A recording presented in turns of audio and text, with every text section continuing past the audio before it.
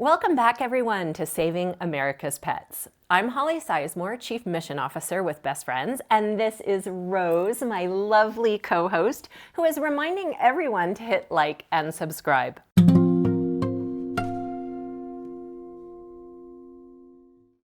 Do you know what kitten season is? If so, do others in your community understand what it is and how they can help save the most fragile of fuzzballs? Today we pick up where we left off last episode, talking to Marc Peralta, Chief Program Officer for Best Friends Animal Society. But first, let's hear about our recent Kitten Season campaign. In February, Best Friends launched a Kitten Season campaign. Can you tell us a little bit more about this campaign and how shelters and the public can get involved? Yeah, absolutely. If you don't know, cats and kittens make up such a big part of the goal that we need to get to 2025 to get to a point where healthy and treatable animals aren't being killed in shelters. And, kitten season is something hopefully that you've heard of. If you haven't, it's basically a point in time where there is a huge increase in cats and kittens that come into shelters across the country. It can start as early as March and April in some communities and end as late as November.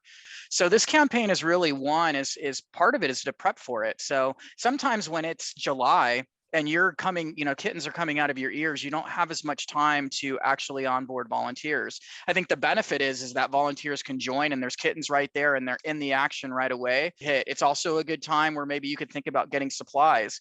You may never have to buy any KMR, the milk that we use to feed little kittens.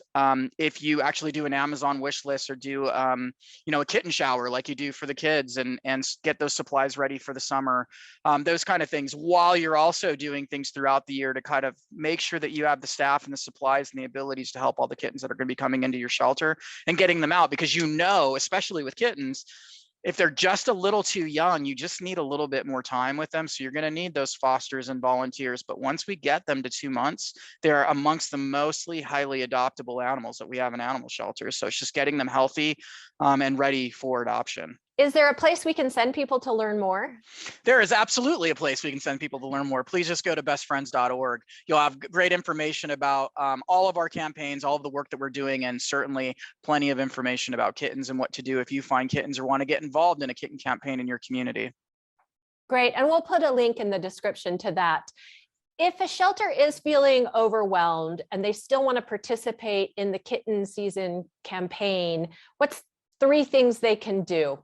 I think it's, for anything, we're all overwhelmed in animal welfare. I don't know many shelters that are like, pretty boring day today here at the animal shelter. That just doesn't happen very often. So how can you think about your day, make sure that the priorities and needs are met? But, this kitten stuff is a huge priority. If you're going to be drowning in kittens in 2 months, how can you figure out, take a step back, who needs to be involved? How can we, give away an hour or 2 for people to kind of do this, and then maybe take it through meetings and organically get the rest of the organization involved? I love the way you talk about sheltering always being somewhat overwhelming. Yeah. So part of a successful shelter operation is creating systems and having the leadership capability where that doesn't become an impediment to progress. So you talk about how it's hard, but so important to not make excuses as part of that solution. What should people be doing instead? I think, I think it's understandable, but when I was working on teams and I was looking for assistance or guidance from my manager, and I just heard excuses as to why things were getting done, it did not help me. And ultimately, it really felt like it's not empowering. So to stay in a situation like that, it's not ultimately helpful. I think at times we need to understand and help people understand why certain things are there.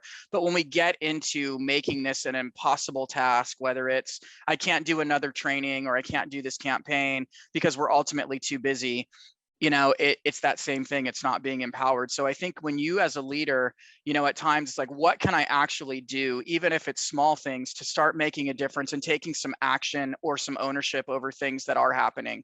Because there's plenty of things in animal welfare that are out of your control, but there are things that we can start to influence and control ourselves. And those are the things that are going to be more tangible for you to take action on, to acknowledge things that we can't control, but not to let those mire us in excuses to paralyze us and to keep us in a place that is not good or empowering to your team members.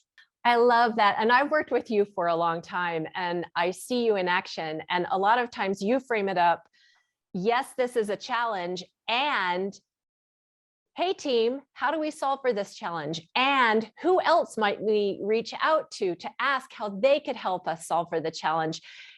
It seems simplistic, but it's really powerful way to address the situation in a way that empowers people to problem solve rather than to excuse. That's right. And I think the other reason people want to go to excuses is they think that they have to solve everything by themselves as a leader.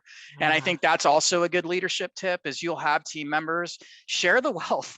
It makes it a heck of a lot less lonely when you know that you're in something with somebody together, but that you're also focusing on things that you can do to start changing or getting yourself out of the environment that you're in. There's things that are tried and true in animal welfare that really work. One is removing barriers. So whether it be to get animals out to adoption. So you may need to make really tough decisions like forgoing a spay and neuter that can't happen in 2 or 3 weeks to get an animal into a home and trusting that person. And that feels very counterintuitive and it feels scary. But ultimately, we know when we trust the community, things almost overwhelmingly work out in our favor. That's great. And of course, don't forget, reach out to your Best Friends regional team. We're here to help too. Absolutely. And if you're not a network partner for Best Friends, it's easy to sign up and definitely make sure you're visiting our website, join our social groups. You'll have a lot of people in cohorts that you can interact and get a lot of good information and support from. Terrific. Thank you so much, Marc. My pleasure. Thank you, Holly. Our shelters in America have very difficult tasks these days. It may sometimes seem like moving a mountain, but together we will move those mountains and save them all.